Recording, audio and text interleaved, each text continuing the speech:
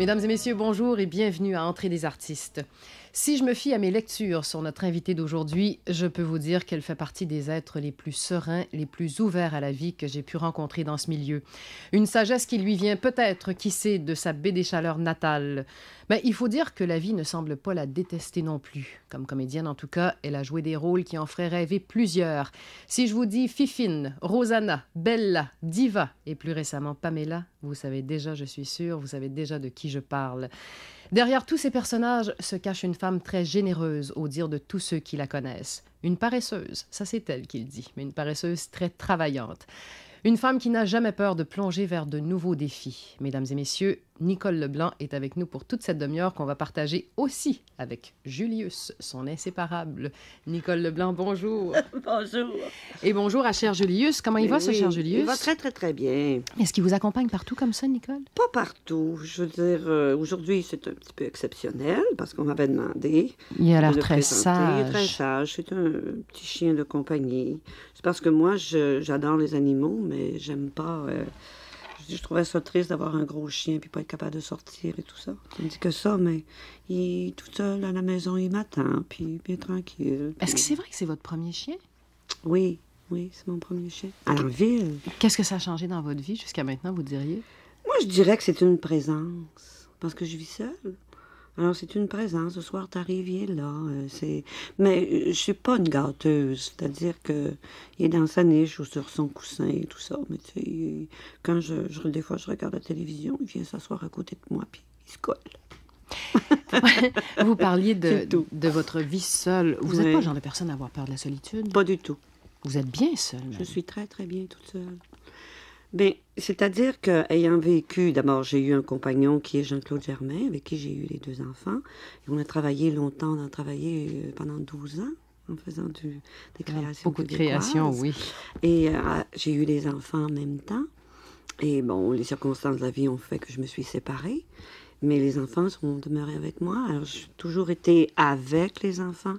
Je n'ai jamais été seule. Même de toute ma vie, depuis que j'étais petite, parce que chez nous, c'était une grande famille. Alors, quand je suis tombée toute seule, j'ai trouvé ça très agréable.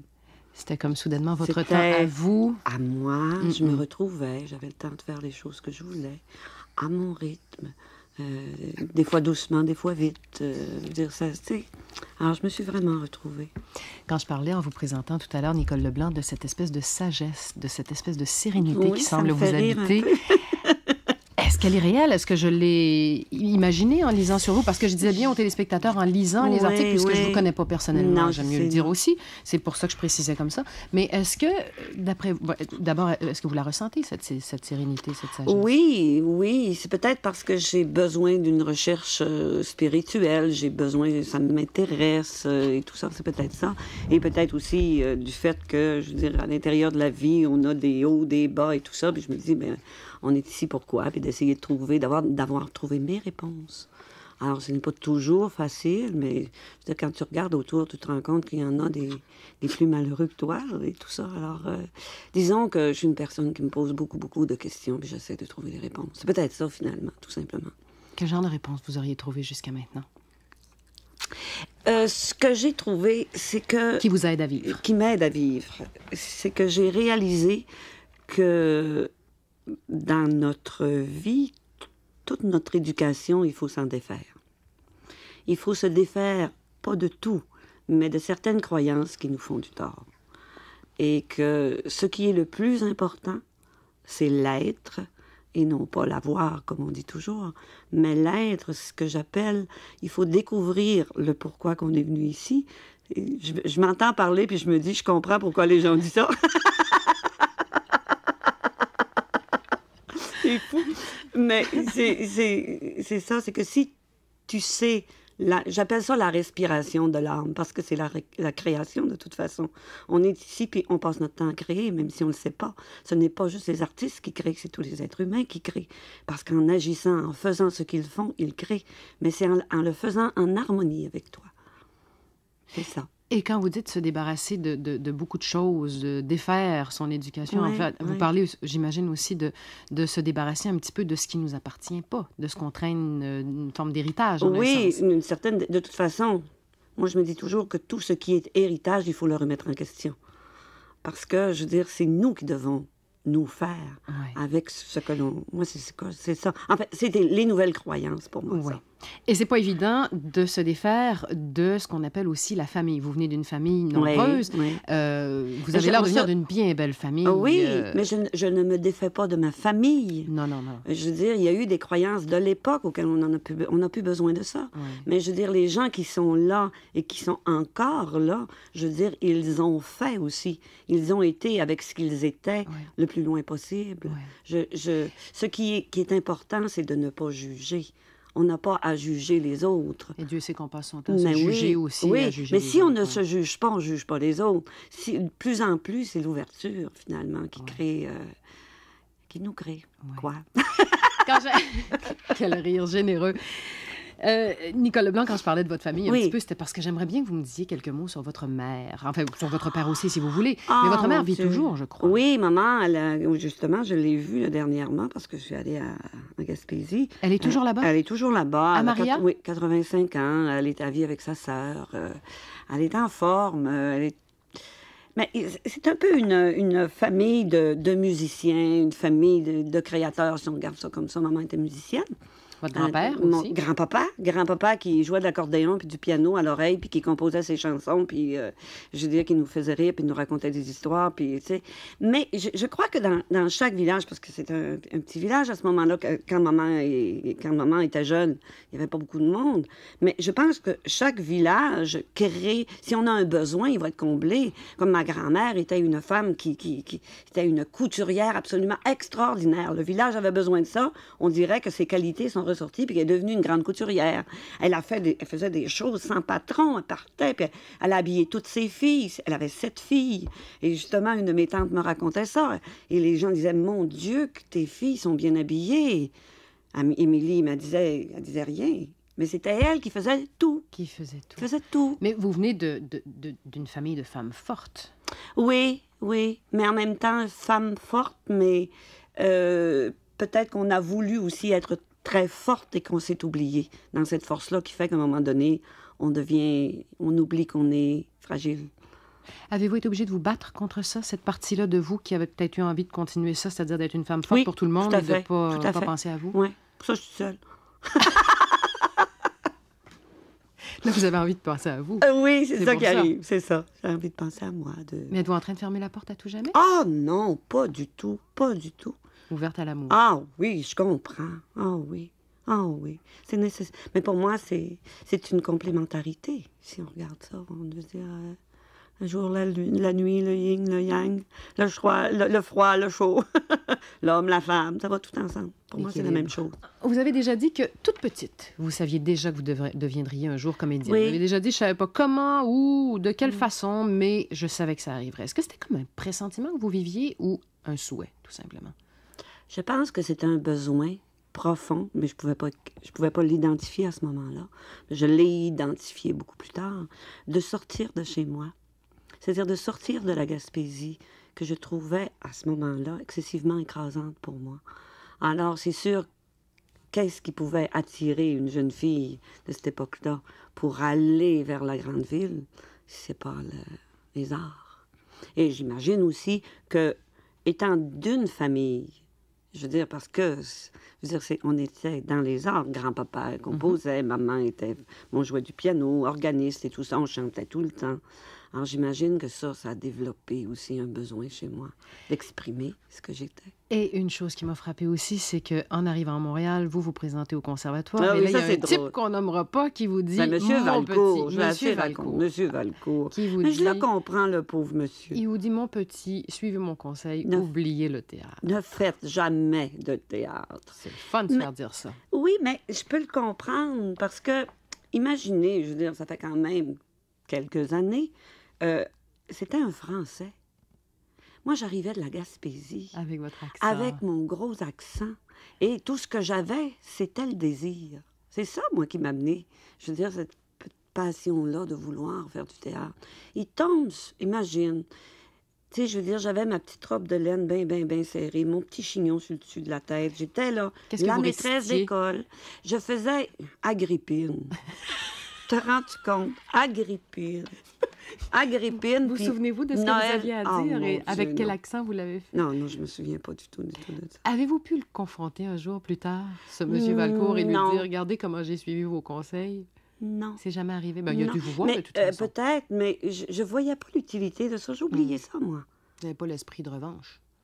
Mais c'est parce que ça pouvait pas m'atteindre. Vous étiez déjà ailleurs, vous. Ouais, là.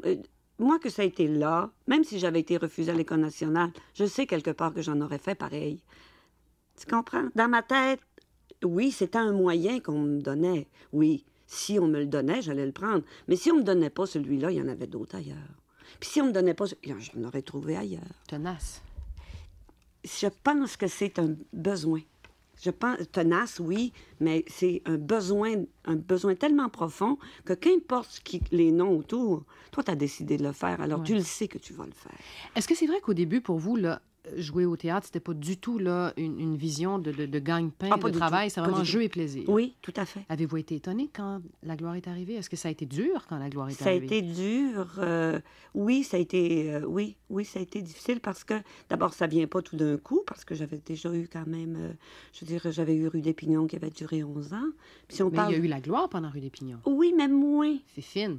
Oui, mais moins que le temps d'une paix. Rosanna, ça a été catapulté. Hein? Je veux dire, j'ai été... je veux dire, c'était... Je veux dire, 3 millions de téléspectateurs, là.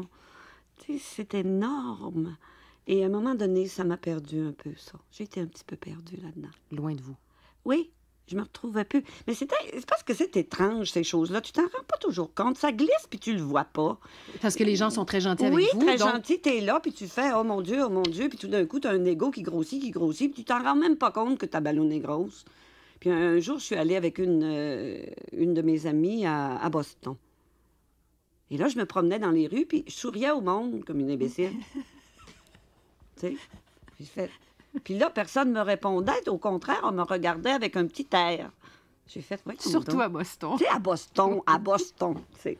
J'ai fait, qu'est-ce qui se passe? Et tout à coup, oups, ça s'est mis à trotter là-dedans. Puis j'ai réalisé que quand je sortais ici sur la rue, je disais bonjour à tout le monde. Vous étiez comme en représentation. En finalement. représentation continuellement. Puis Puis c'est pour là, Nicole j'ai Leblanc. fait, oups, il y a quelque chose qui va plus, là. Puis tranquillement, là, je suis retombée sur mes pattes. Et c'est quoi la différence entre justement sourire à tout le monde et ne pas devenir non plus un air bête que les gens veulent saluer? Qui regardent Ça me personne? dérange plus, je veux dire, c'est C'est-à-dire que je que ça- ne les vois plus. OK. C'est ça la différence. C'est que si quelqu'un veut venir me dire bonjour, je vais dire allô, bonjour, oui. Si on veut avoir un autographe pendant que je suis en train de ramasser mes légumes, je vais dire non, ça me tente pas. Parce que, je veux dire, je suis en train de faire mon épicerie, puis là, je suis pas là-dedans. Mais tu peux dire ce que tu ressens Bien sûr. en étant... C'est ça que j'appelle la voix de l'âme, c'est-à-dire être. Être, et être honnête Être à soi. à soi. Tu dis non. Non, là, ça me tente pas. T'as pas besoin de les envoyer promener. Ils C'est comprennent. Puis Et ils le les gens respectent aussi. respectent Les ça. gens le respectent Oui, absolument. oui.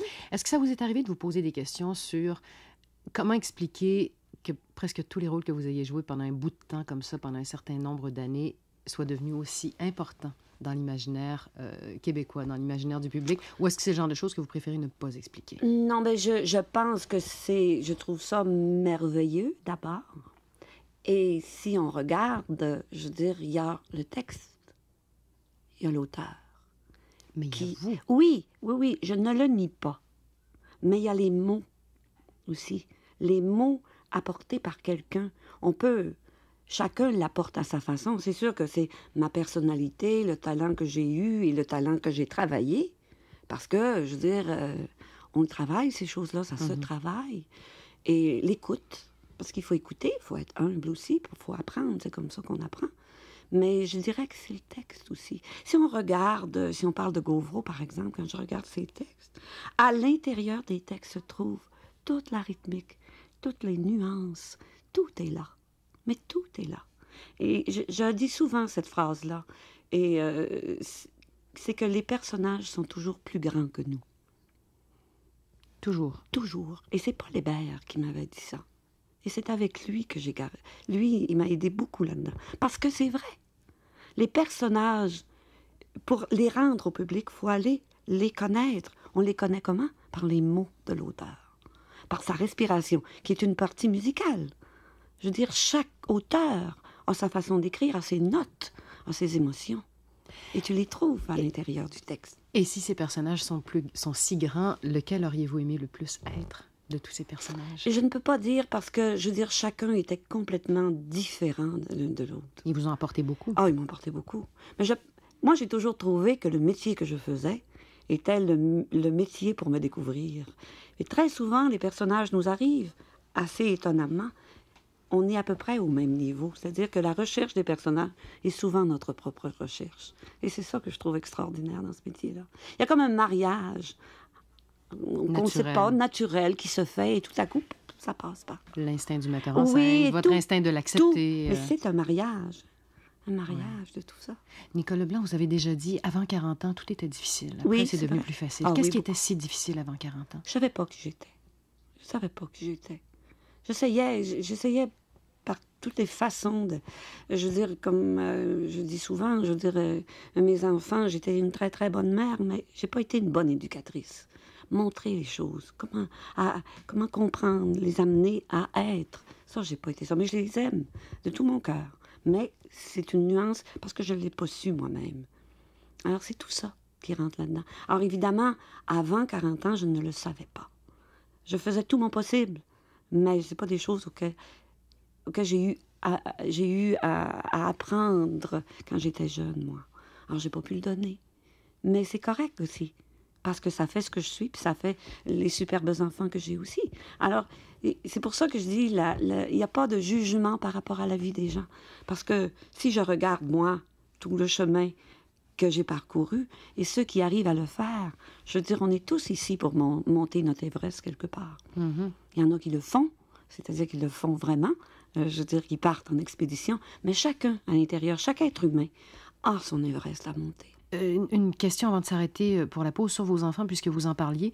Quand vous les regardez aujourd'hui, ils sont adultes, oui. Qu'est-ce que vous trouvez de plus beau chez ces deux êtres humains?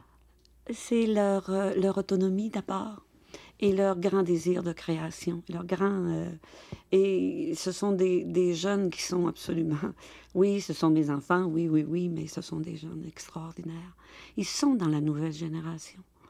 Dans cette nouvelle génération-là, qui ont confiance et qui savent que c'est possible. Ça l'est. Et il y a une partie de vous en eux oui, que vous ça, ressentez, que vous reconnaissez. C'est ça, j'adore ça. Les enfants sont extraordinaires, pas juste les miens, mais j'en ai rencontré en tournée aussi, puis cette passion de vie est là, puis même avec tout ce qui est là, tu sais, le balancier, il revient toujours. Nicole Leblanc, on a parlé beaucoup de vos rôles à la télévision, oui. mais je pense qu'il ne faudrait pas oublier non plus ces 3 spectacles solo que vous avez donnés, c'est-à-dire La Diva, l'Indiva et Valentine plus tard. Oui. Qu'est-ce qui fait qu'un être humain décide d'apprendre une centaine de pages par cœur et de se lancer tout seul sur une scène pendant 2 heures? D'ailleurs, les c'en deux, est un moyen Everest, oui, c'en est un, mais en même temps, les 2 premiers, c'était de Jean-Claude Germain. C'est que c'est Jean-Claude qui avait, et moi, on avait pensé un peu à ça, puis Jean-Claude est parti. Et le fait, c'est-à-dire que j'ai appris sur scène comme j'ai jamais appris avec ces textes. Ben, j'imagine. C'est extraordinaire. T'es toute seule et c'est toi, imagine, qui est le chef d'orchestre de tout ça. Et qu'est-ce qu'on fait quand il y a un trou de mémoire? Oh, ça passe, ça revient. Ça m'est arrivé, à un moment donné, dans La Diva. Un trou énorme, plus rien pantoute, blanc total. Puis j'ai regardé le monde, puis j'ai fait, c'est le plus beau blanc de ma vie. Et ça repartit. Le monde a reparti. Les gens sont avec toi. Le monde, d'ailleurs, il y a des acteurs, des fois, qui ont le trac. Ils ont peur. J'ai une de mes copines a dit, j'ai peur de m'évanouir. Mais j'ai dit, si tu t'évanouis, on va te sortir. Mais tu comprends, c'est que c'est... Il faut rester simple, finalement, face à ça. Tu fais ce que tu as à faire, mais je veux dire, le spot tombe, Christophe. Il tombe, le spot. Je veux dire, la vie, elle continue. Mais les gens, ils sont avec toi, là-dedans. Ils le savent. Le 4e mur, là, il n'est pas là tout le temps, je veux dire, tu sais...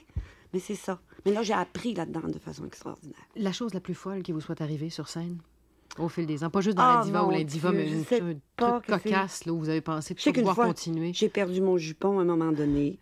Oh, il y a une chose qui m'est arrivée, ça, c'est merveilleux, par exemple. Ça m'est arrivé à Beaumont-Saint-Michel. Il y avait une pièce, et mon Dieu. En tout cas, je fêtais, le personnage fêtait ses 60 ans. Et on a eu une panne d'électricité durant la pièce. Et tous les spectateurs ont commencé à chanter « C'est à ton tour, ma chère », le personnage, hein, de te laisser parler d'amour. C'est pas beau, ça? Mais c'est extraordinaire. Mais c'est ça que je dis, quand le monde, ils sont avec toi. Et les gens vous adorent. Oui, oui, je les aime beaucoup aussi, là, mais je veux dire, c'est... Le contact est pas difficile, est pas difficile. Alors ça c'est une chose qui m'est arrivée, qui est absolument extraordinaire.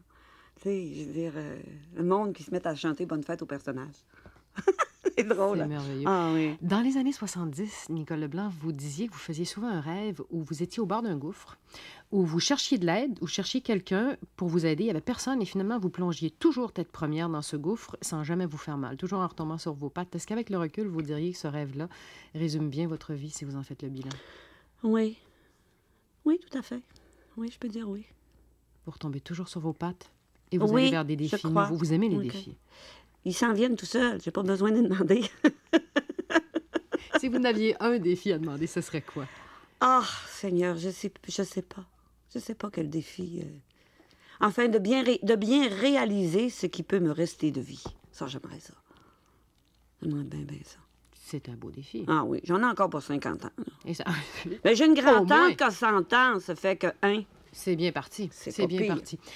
Une autre chose que vous aviez Oui. dite aussi, on va se laisser là-dessus, il y a quelques années, on vous demandait à quoi vous rêviez, quel serait votre rêve. Là, vous venez d'en donner un, mais vous aviez dit, mais je vis dans un rêve, mon rêve, c'est de ne pas en sortir. Est-ce que c'est encore vrai? Ça peut être vrai encore. Ça peut être vrai, parce que c'est vrai que ça reste un rêve. Comme disait mon arrière-grand-mère, puis elle avait été très âgée, la vie, c'est un rêve. Bien, ça devait être ça, la sagesse de la baie des Chaleurs dont je parlais au début. Peut-être. Ça remonte à loin, tout ça. Marie-Claude, c'est ça. Nicole Leblanc, ça a été un grand bonheur. Mais moi aussi, j'ai adoré ça. J'aimerais bien ça continuer, mais malheureusement, c'est le temps qu'on nous donne pour aujourd'hui. Alors voilà, merci beaucoup d'être venu nous voir. Je suis sûre que c'est un beau cadeau pour les téléspectateurs aussi. Et à très bientôt. À très bientôt. Mesdames et messieurs, merci d'avoir été avec nous et à la prochaine. Au revoir. Moi, j'ai toujours trouvé que le métier que je faisais était le métier pour me découvrir. Mais vous venez d'une famille de femmes fortes. Oui, oui, mais en même temps, femme forte, mais peut-être qu'on a voulu aussi être très forte et qu'on s'est oublié dans cette force-là qui fait qu'à un moment donné, on oublie qu'on est fragile. Avez-vous été obligé de vous battre contre ça? Oui, ça, je suis seule.